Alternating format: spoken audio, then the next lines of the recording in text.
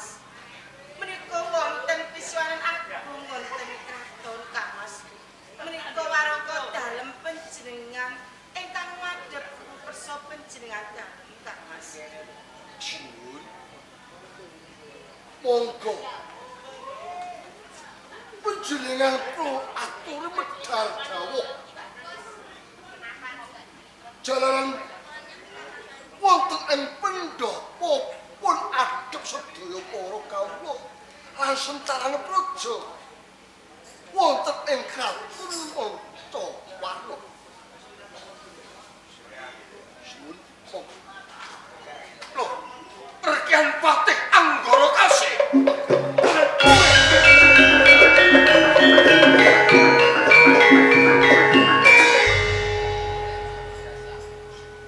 Rekian Patih Anggara Kasih.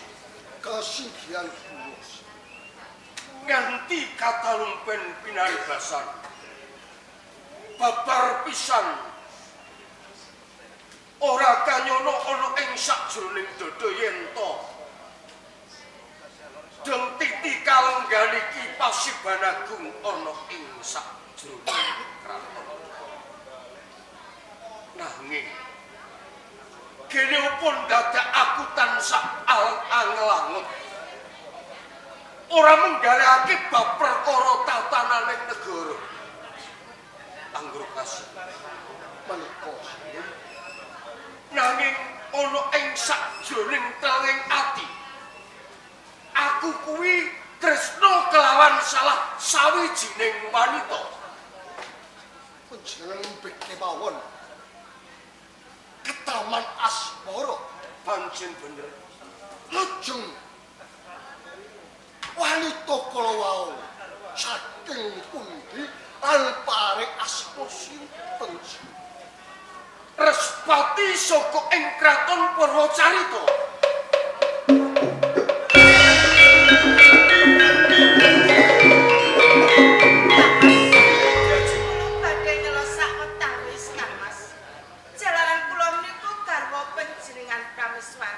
Menawi panjenengan menika tresnani satunggalipun wanita sanes, mestinipun panjenengan kedah mengkalih langkung rumiyin. Kathah menika garwa panjenengan boten amungaken kula kedua Kang Mas. Pancen bener Ki Haji. Wis akeh garwa-garwaning sun ora ngomongake jeneng sira. Ananging sing tak butuhake katentremaning negara. Ya syarat lan saranane yen to aku kelakon dhaup kelawan Respati. Mula saka kuwi dak suwun gelemo jeneng sira dak wayuh ya Diaji. Kang Mas, menawi kersa panjenengan boten kula imutaken boten kersa amargi panjenengan menika sampun kayung malah satunggalipun wanita sanes iki. Putri kula menika tresna tuku panjenengan Kang Mas. Ya. Kula badhe ngilang panjenengan Kang Mas. Saged dak payu Diaji. Ayu tenan yen to panjenengan kaya ngono. Ya kaya ngono kuwi kula panggelar ing garwa.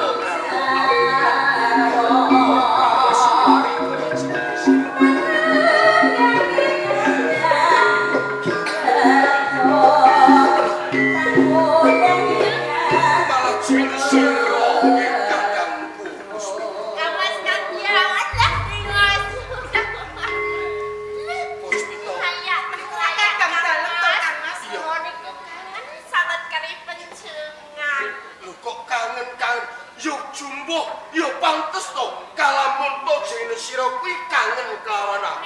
Jalaran aku ngendika kan sira kuwi kadangku ni Mas. Duh, kok kadang kula niku lak nggih talon garwa panjenengan. Lah inci to Kang Mas. Monggo nyaki mawon. Lho kok calon garwa. Mas, iki Kang Masmu.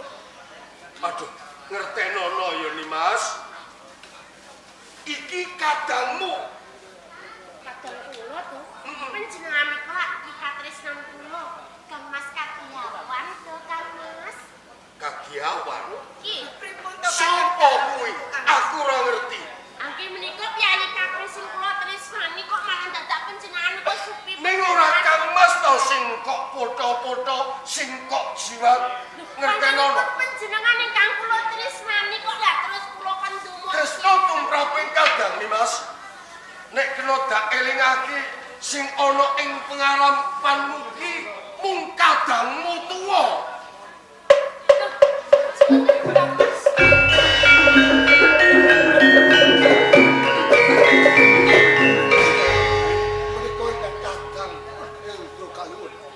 Kadang panjenengan Pangapunten Kamas kalipun menawi to kula lepat dhateng panjenengan. Terus ngantos to kula tansah tuwita ingkang boten ngremenaken panjenengan. iya. Ning sak limah tembungmu aku keprunyen to kowe ngucap lan ngrasani kelawan satya bagus kang aran sawa Kok kadang Kadiawan. Kadiawan kuwi sapa? Lan pawangan saka ngendi? boten saking Purwocari. Putra dalem saka ing Purwacarita. Wah,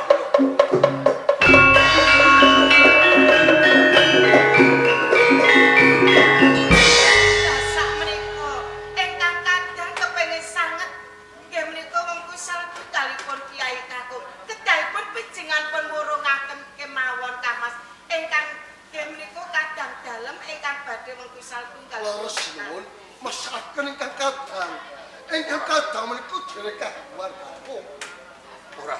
Iya, aku ngerti yen to durung andar gawe.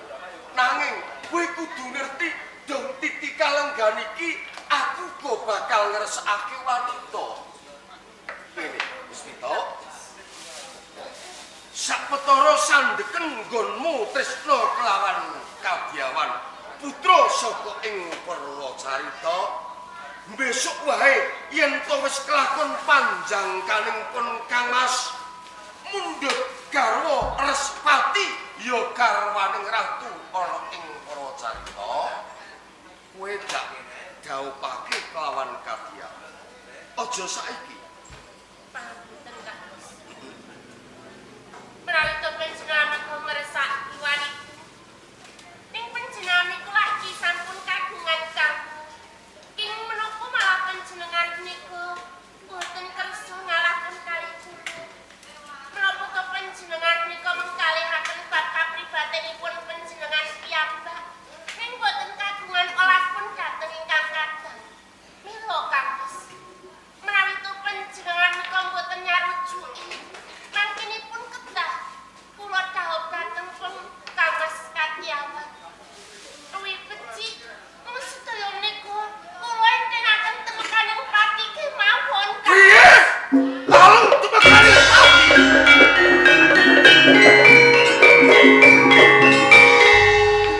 Kadangku ngabarake marang talianku. Kaya dening nebah dadaku. Tembungmu sak kelimah. Tinimbang kowe ora dhawuh kelawan Kadiawan pangeran saka ing Purwacarita kok entengake pati. Ya, nek pancen kaya ngono dak turuti kelakon kowe mati saka tanganku.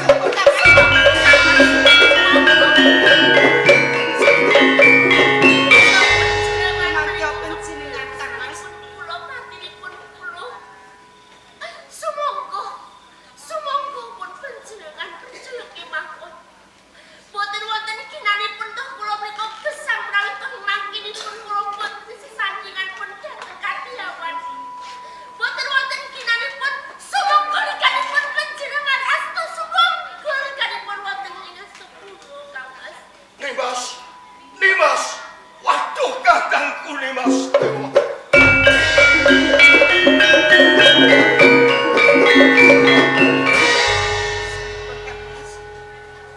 Kaya dene ora tegel. Aku natoni kelawan kadangku. Tangi sing kaya dening karonta-ronta ana ing sakjroning ati.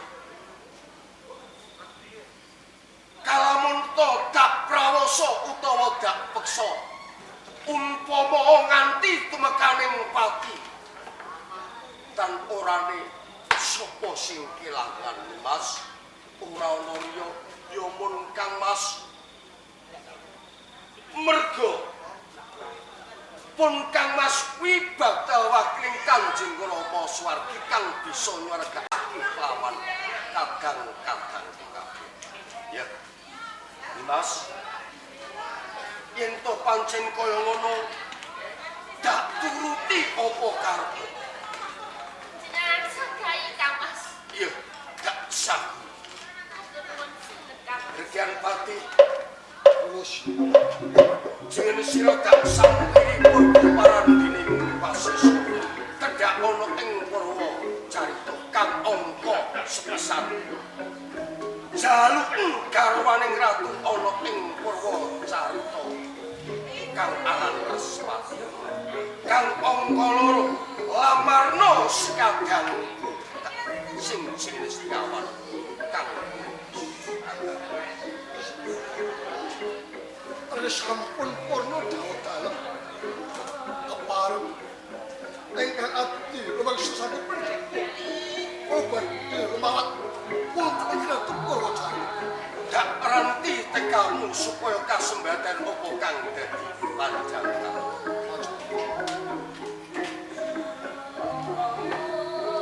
Dimas, lancing sira. Inggih kula Kang Mas. Lagi guru panuwun jeneng sira tansah nggula kang dadi karep. Saya Dimas.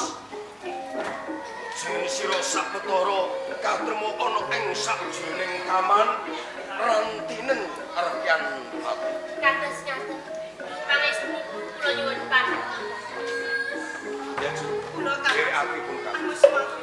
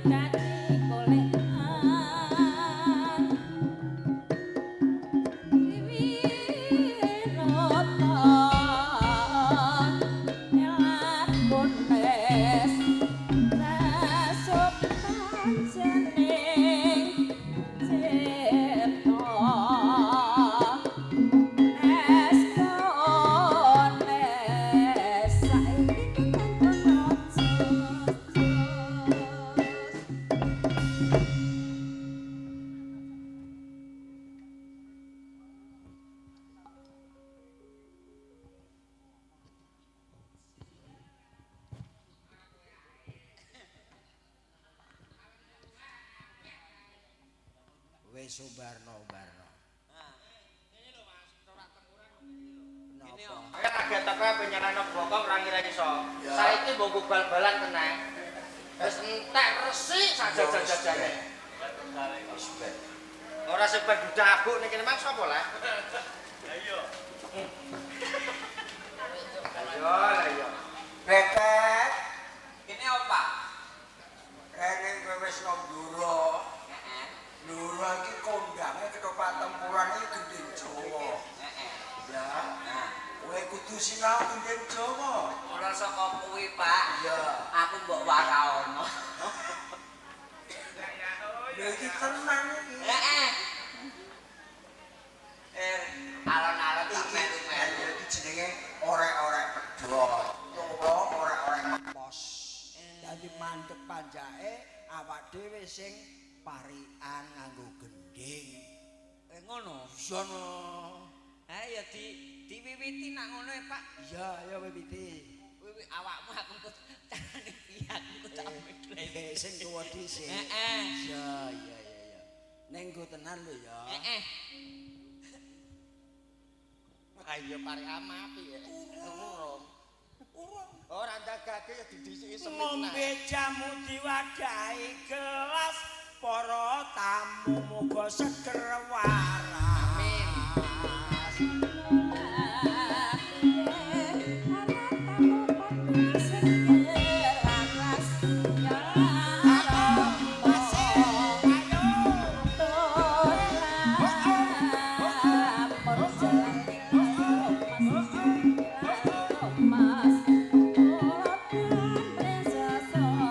Saiki kentek kowe.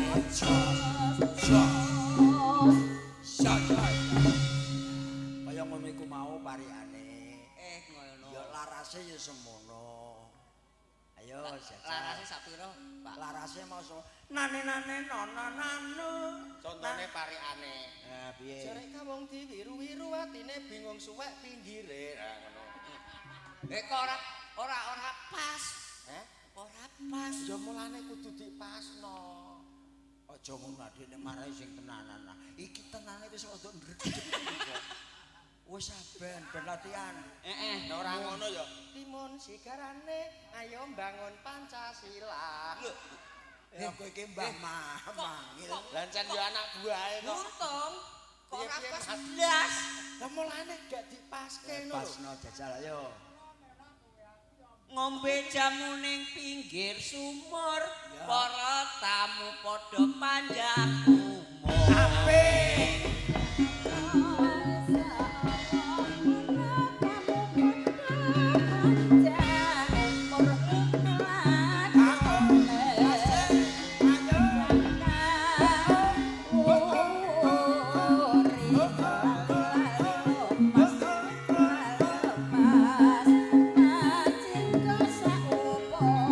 Saiki kentek kowe. Jalan ya. Bisa ta? Awakmu mulak kebatut oleh ngene tenanan. Wong jenenge tenanan kok tompak kok. Ngene iki nek gak dimbok jaluke manjur digawekno ora. Tenang. Mulane kuwi tak jaluki, Mas. Ya, Iki ben gayeng ngono lho. Jaluki apa? Jaluk apa? orek-orek. Ngono. Engko nek ora dijaluke iki mundak nyanyi. Rehne iki nyambut gawe wong telu. Lah. Ora iya to. Nah. Iki gendinge orek-orek pedhot. Kudu lir gumanti. Iya. Parikan gendenan. Ah. Pisanan mau Aku. bar kowe Ini. bar betet aku. Lah kudune ngono. Lah nek bar aku Aku. ayo kono. Ayo, Dek. Ayo. Lho jare ngajak gendenan. Lah iya gentenan. Lah iya Wong bar. telu cek men ketok rukun iki. Nah, mau bar kowe Betek. bar betet Dene yo kowe. nek bar aku. Aku. Ayo kono. Ayo. Ayo Bapak. Nesunan. Bolak-balik kok aku terus. Kutha Mlora dudu kutha pati muga pajasna tambah rejeki. Insyaallah dikabulno marang Gusti Kang Kuwasa.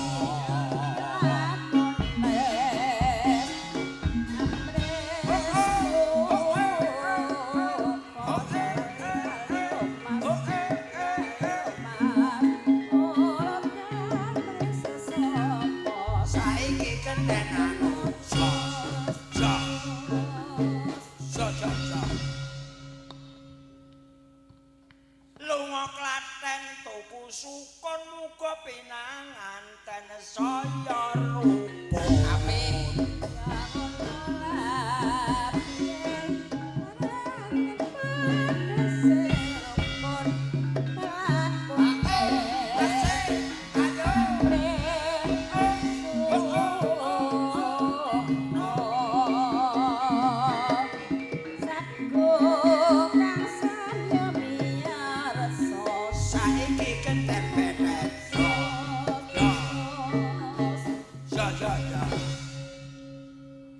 Isih. Isih. Kok isih ae? Wis pokoke engko ngantek subuh yo ngene terus. Hah? Lho ketoprak iki arep dirampungi jam pira to? Ya iki khusus ning gone daleme Pak Jasno, mek biasane kan jam 2 Jarno. Pak Jarno ya Pak Jarno. Biasane jam 2:30 rampung. Lah iki ning gone Pak Jarno wis kaya dulure dhewe ra ya to. Iki engko rampung jam 7. Lho, Jam pira, Dik? Jam 7. Ndak diuni piye? Ndak diuni. Ya ora to, Mas. Diuni mesti. Ora. Duwe Dik aku dhewe. kowe ngerti kowe Mosok ngerti. iya. Iya. Unine Mosok piye? Somben aku nangkep ketoprake Pandi, tempuran, tenan tak ngebari jam 7. Apa meneh tak pekno dagelan betet. Iya. Aku iki ora bintang tamu. Ora.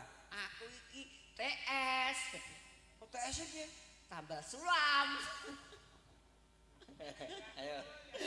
Jogi. Joko Imbo. Ora. Ayo Mas Betet. saisamu.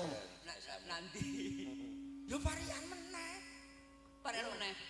Yo. Lah nek ora iso parean mbok ning kono glimbungane jagungan. Ngono terusan iki lho ya. Yo. Ning aku matur suwun. Iya. Karo Pak Kemot kala Mas Buntung. Nek kene muni matur suwun karo Pak Kemot. Nek ndek mau ning kono karo aku njagong ora ngono Kemot aja urip ya ngono. Ora perkara kuwi. Lah iya. Aku matur suwun. Nek dina iki iso menehi contoh aku menehi pengalaman ngono lho. Tenan ta ora? Sumpah.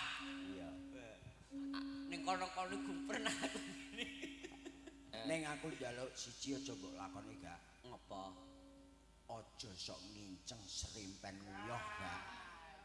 Aku ora tau nginceng Pak Kemot. Tenan? Deleng tok. Ndelok ya padha wae ya. Ayo. Ayo terusno. Nano. Piye ya iki?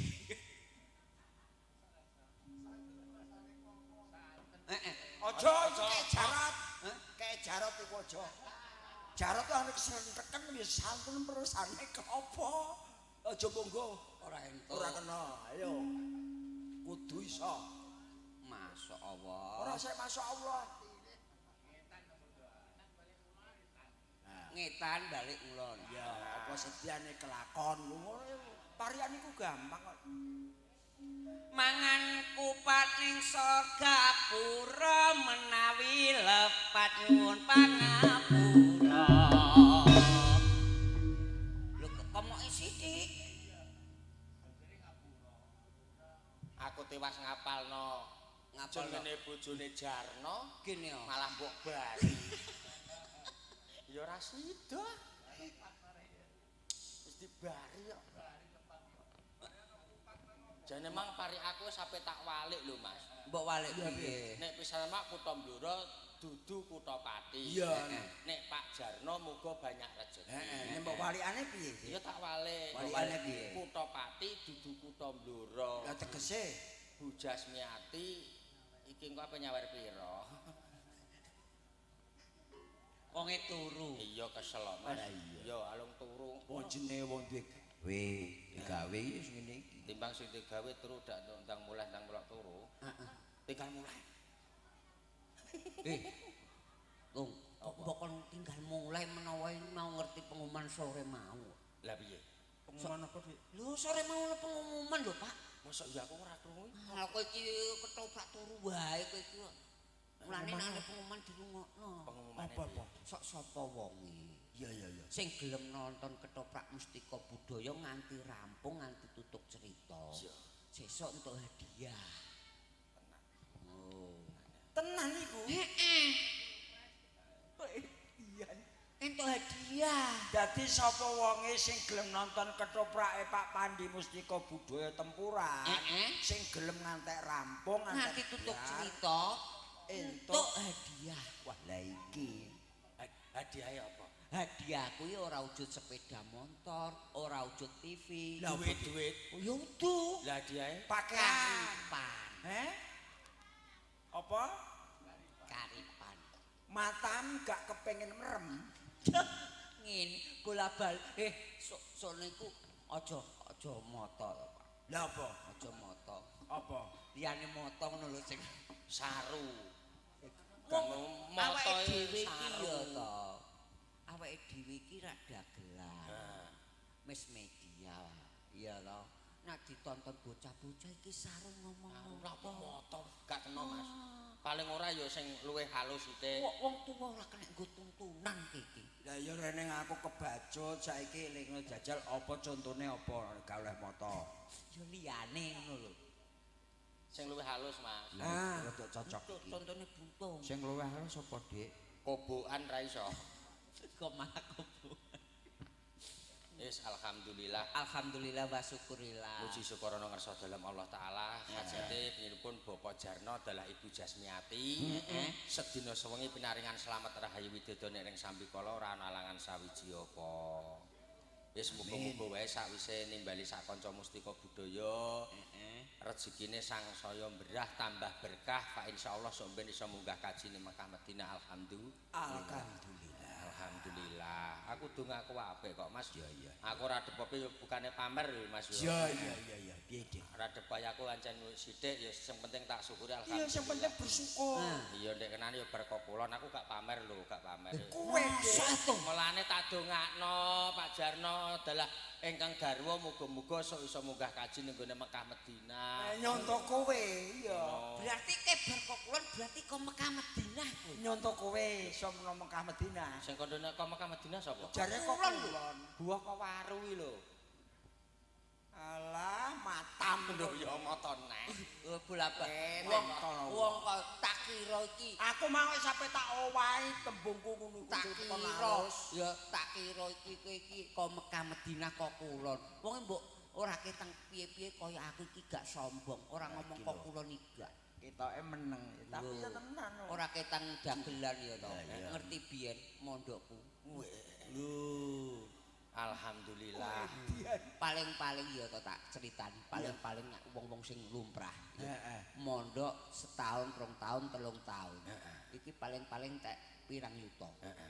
Aku ora suwe-suwe Mas Buntung, Pak. Mondok 3 dina. Entek sawah sak nggon. Widian. Iki berarti nganu Mas.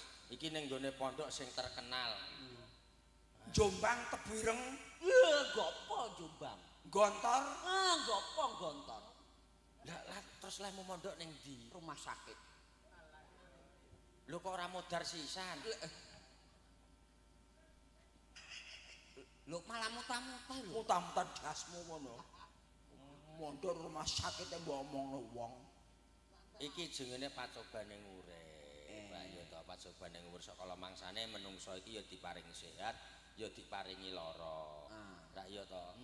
Aja seneng nek diparingi sehat ya aja ngersula nek lagi diparingi lara. Nek diparingi lara anggap ae penebus dosa. Ngono. Mas. Ngopo? Ya diaturi apa? Oh iya gening Jawa. Rening Pak sapa mau?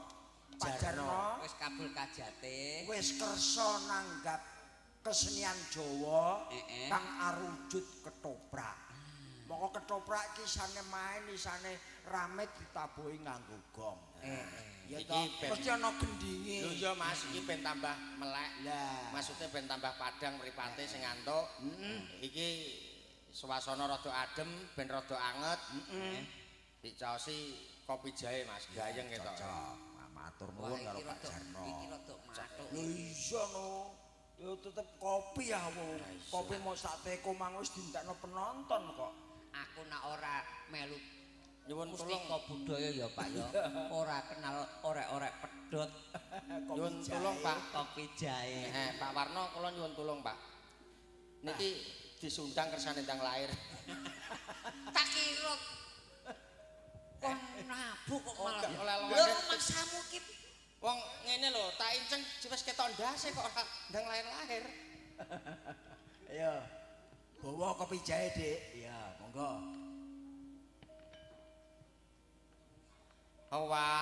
Wanci ne wis mapak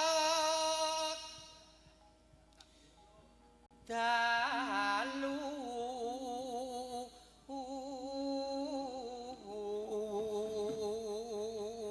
Wancine wis mapak dalu, tegese meh bengi. mes bengi Rembulane wis dari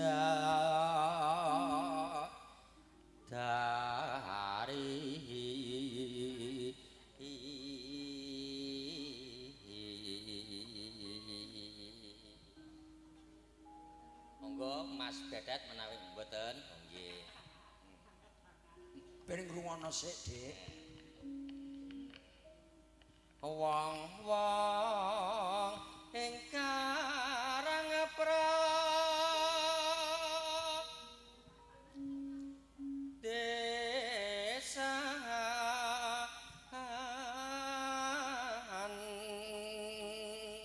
wong-wong Karang Pradesan dolah apa padha sanja warung kopi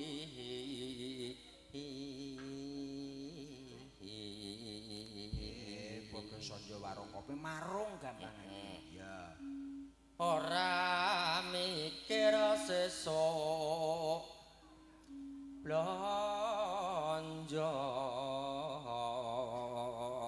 iya wis ketagihan warung senajan kopi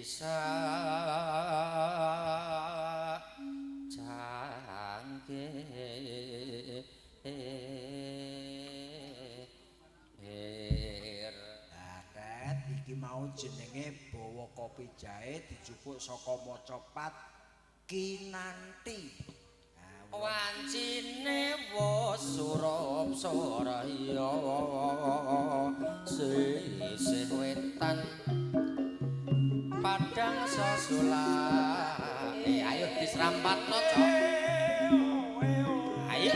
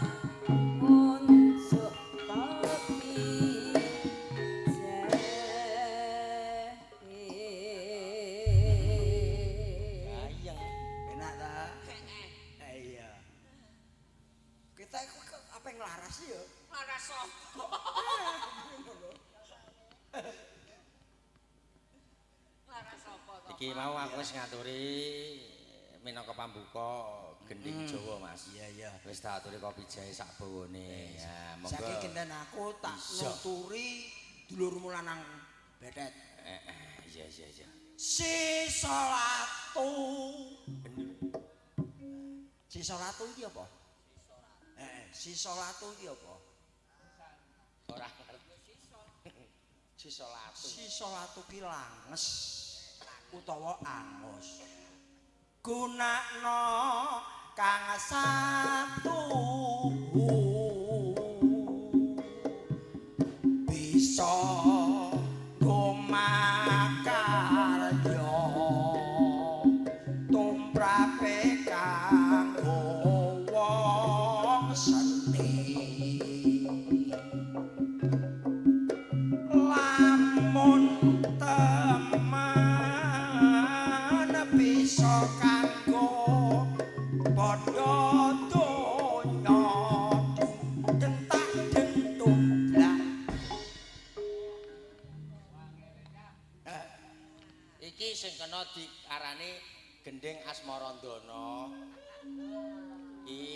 Iki tenan iki, Pak.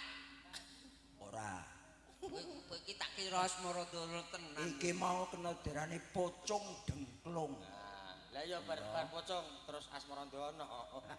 Dadi sisa latu iki langes angus kena nggo makarya tumrape wong seni contone kowe aku Mas Bundung do nganggo celak angus ya ora kena nggo makarya to tenan apa ora nek kowe temen kayane kena nggo bondo donya bener apa ora ya sempuh Alah, saya ngomong dihapusi tet bedet. Iso dihapusi. Kok kon iso dadi bondo donya piye? lah piye Alah wong kaya sasi ngene iki, sasi sawale lho Mas. iya Panjer ketoprak akeh panjeran buah. Lho kok dadi bondo entek ya. Ngene iki ibarate lho manuk rekutut ning jero susah. sing tegese Mulai dhuwit ngebut entek dienggo buah. Pas aku ndek iki kak wis terakhir ayem aku wis Ndelalah terakhir. ijono. Ndelalah ijono. ning sing sabar Iya. sasi selobek aja kuwatir Alhamdulillah. Bek panjere. Bek panjere. bek utange Tak kira panjere. ya insyaallah lancar aja kuwatir wis cukup semene lakone ben judul Wis. kowe ngerti lakone apa ora judule lakon Iki lakon anyar iki. apa lakon jajal Sing roh sapa? Tak kira ngerti tenan iki. iki ora ngger sembarang sutradara ketoprak mbluro Iya. ora kok lakokno iki mbrondoli kaya Pak Iyik tak kandhani kowe Tim iki lakon tuwa kok Iki- lakon apa iki, Pak? Ketoke nek gak salah iki menawa minak jinggo ngenger ya. bathokmu ngono iki lakon dumadine naga taun mulane arang ketoprak ana sing iso Tuwa iki. Dumadine naga taun, ya melekane tampa seren. Iya, laire Nastali Wangke ketoke. mulane ben tutup soalnya Iya. didokumentasi Heeh. ben runtut ceritane ayo dicukupi semene wae ana kekurangane nyun pangapura Ngono. iya Ayo. ayo Tet ayo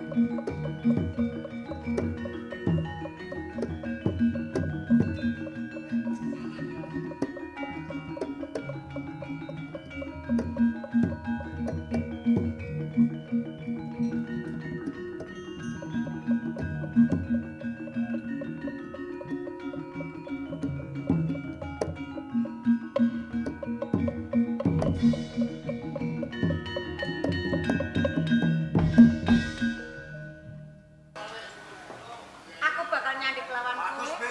Mergo saka tumindakmu sing bakal nglamar kelawan Kanjeng. Aku ora nrimo. Yang tu pancen Respati ora diulungake apa kelakon. Purwacarita bakal gekarang abang. Oh. Kowe bakal gawe Karangabang kelawan Purwacarita. Bisa wae. Waton aku bisa gemlundung ana ing kene. Yang tu pancen kaya ngono santimu bakal tak wujudi Bapak.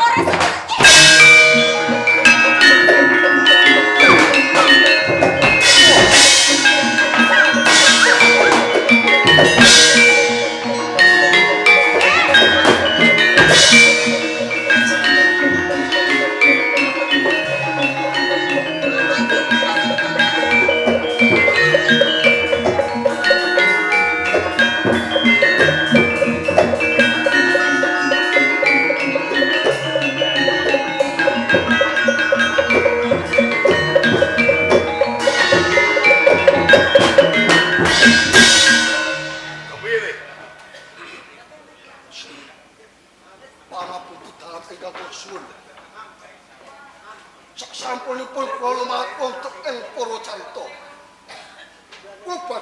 wonten calon garwa panjenengan Respati. Ing mriku wonten papalanipun. Putranipun Ratu wonten ing Purwacarita ingkang nami Subita.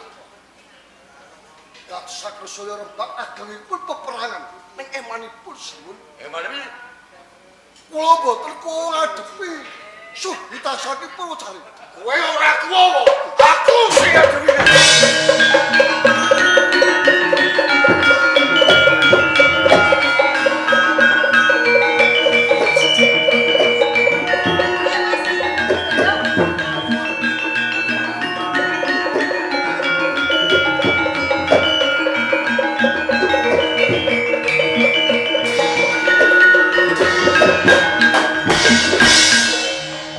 Pancen bener kowe sing jenenge Swita. Pancen bener ora tak silap.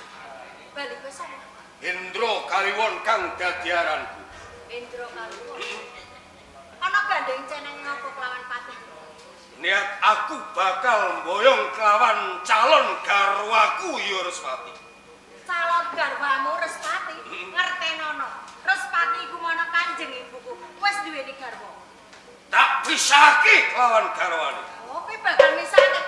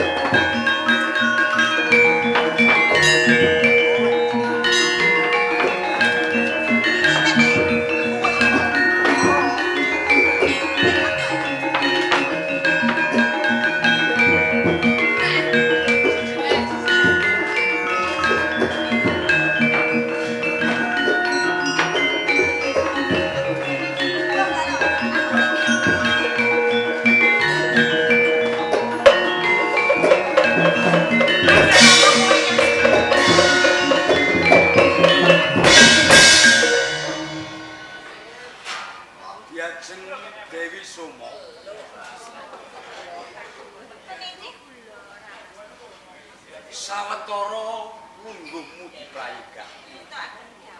Diajeng Respati ketaku sing ngayi Cek paling bagus. diprayogakke ya Diajeng. Wis tak kerja. Senajan kowe kuwi garwa anyar sing rukun karo Mbak Yumu ya. Nggih rukun kedangan ora maneh. Kedaripun panjenengan menika saged adil apa boten? Lho nek aku yo adil lho Diajeng.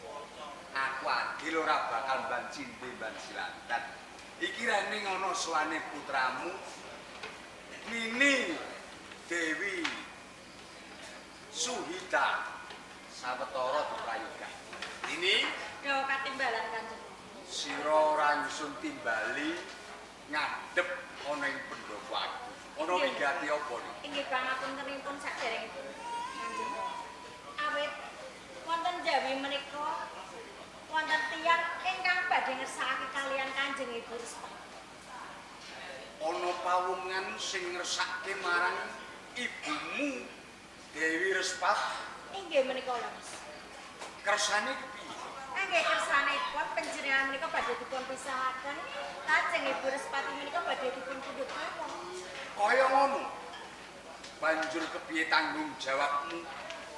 Rening kowe uga betengi Praja Purwacarita. Nggih sekawit kula menika pikantuk unggul yang udah. Ning sareng kula menika ngajengake kula menika kawon.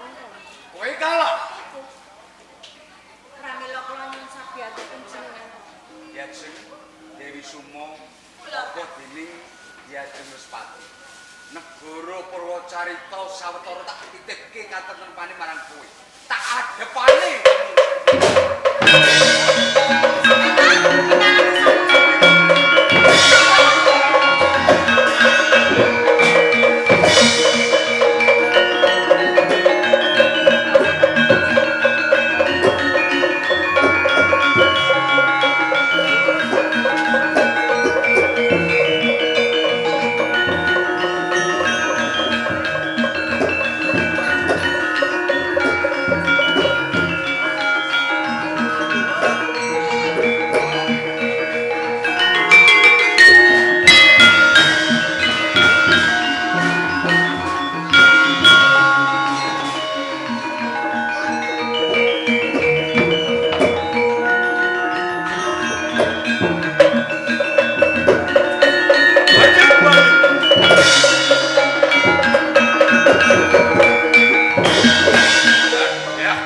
Kah dalan mepalangi nggon kumbujung karo bulan luron.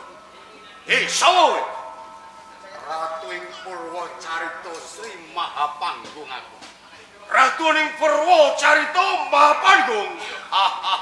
Dimas kau bener. Sopo kowe lakak-lakak buyumu? Aku ratu ana ing manca warna.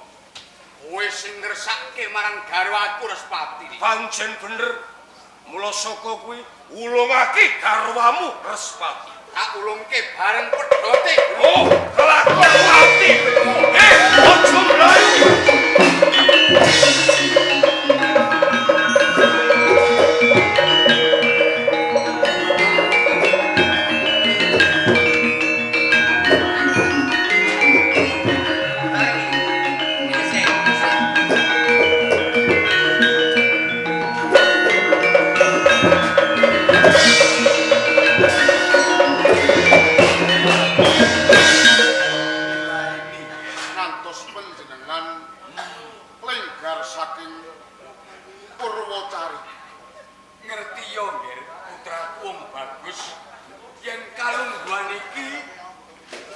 Saka kraton Mancawarna kelakon bedah Praja Purwacarita, Ger. Purwacarita.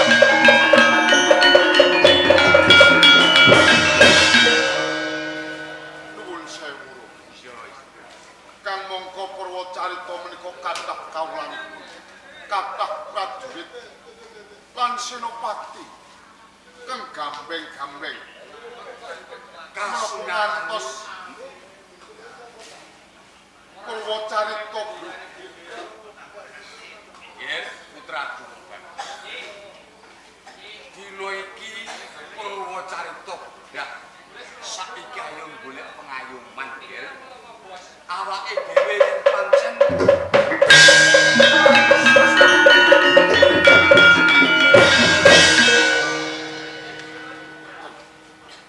pangapuntenipun. Piye, Den? Purwacarita menika negari ingkang katon kencar-kencar. Lah karepmu Kula kepengin nyuwun wangsulipun. aja, Ger, aja. Kula badhe nyuwun. Purwacarita badhe kula suwun. Aduh, aja rek, Ger.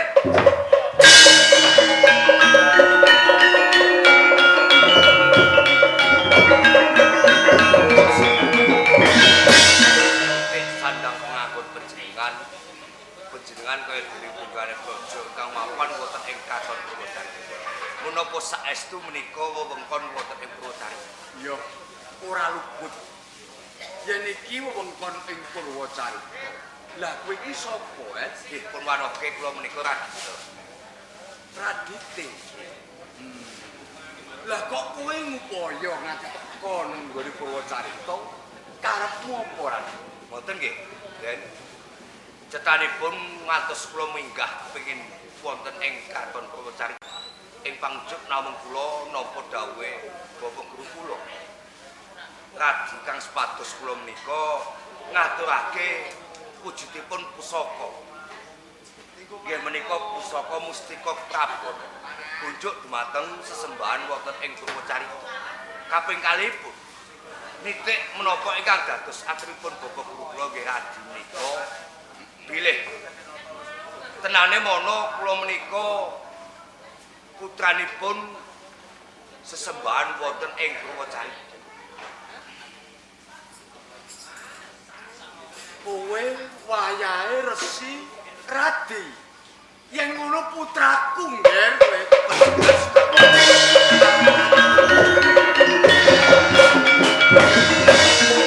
Radi iki nun ijih kula kajeng. Ya sing agung pamengkungmu ya, Nger. Ora teges wong tuwa kuwi ngipatke marang kowe ora.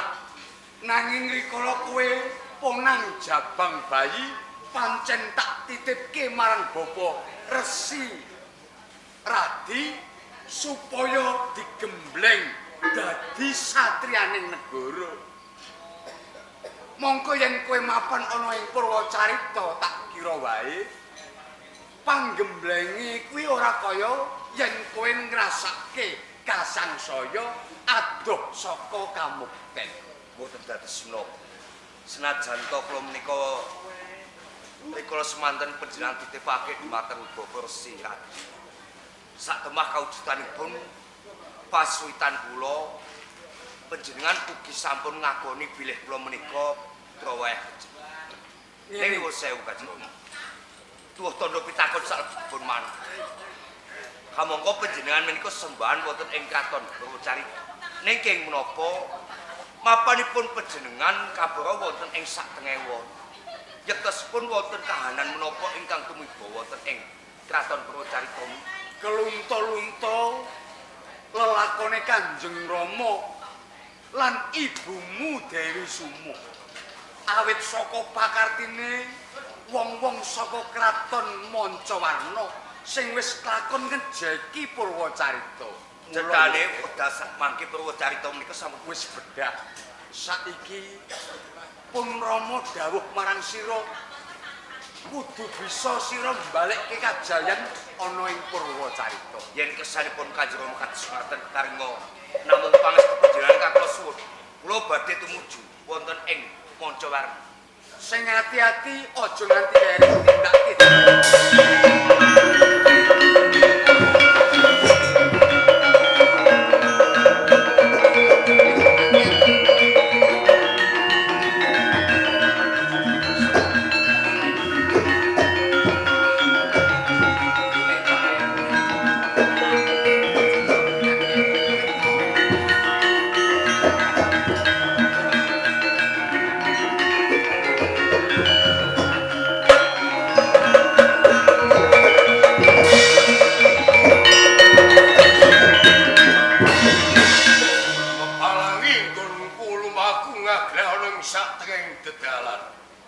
Sawa lan karepmu. Pangeran Kandyawan putra saka ing Purwocarita. Kowe iki Pangeran Kandyawan putra Purwocarita.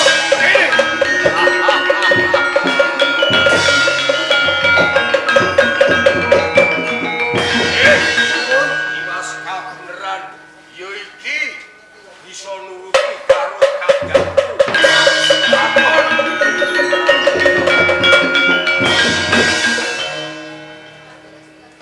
Sapa meneh? Radit. Radit? Radit. Radit? Iya. Radit tunggale Supa kae. Tunggale Supa ana saiki nek jenenge Radit ya kan Mas Kandyawan. Cekane sing bisa ngristan bandan kalawan kadang praliya. Pancen bener. Aku sing iso mbondo karo kadang. Sapa kang daderan? Nek takon karo aku Hendro Kliwon. Kliwon. Ditolo kaline barang anyar iki angin jenenge. Nggih, Mangapa lak jenenge Kliwon ngono ae. Iya. Nek ngono cetane kuwi sing bisa mbedah anane kraton Purwocarita. Pancen bener. Ning papan kene aku minangka putra sembahan ana ing Purwocarita ora nrima. Ning papan kene palungguhan ana ing Purwocarita tak jaluk saka tangan. Kok jaluk? Iya. Rewangi tok kuwi. Aku legane aku. Hati-hati.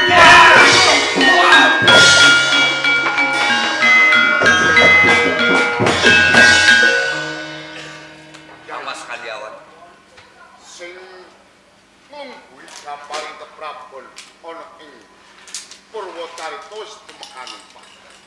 Yen ngono wis ana katentreman ana ing Purwocarita bali kemuli ana ing tangan. Ya Mas Kandyawan. Sarene wedhas sak mangke sembahan wonten ing Mancawarna menika sampun tumekaning Pak. Ing wedhas sak mangke saged dipun wastani Mancawarna menika sampun bedah pramila ngenani kraton ana ing Purwocarita kula pasrahke dhumateng panjenengan. Ngenani kabupaten wonten ing Mancawarna ingkang saged bedah pramila kula ingkang badhe jumeneng pati wonten ing Mancawarna. Panjenengan minangka paseksa. Inggih jumeneng bupati ana ing Pancawareng. Kula badhe tambah gelar Bupati Watu Gunung ana ing Pancawareng.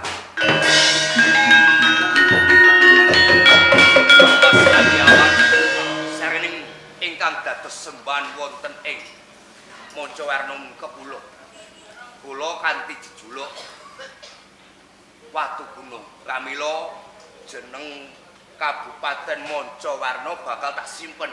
Aku bakal nggunakake Kabupaten Giling Wesi.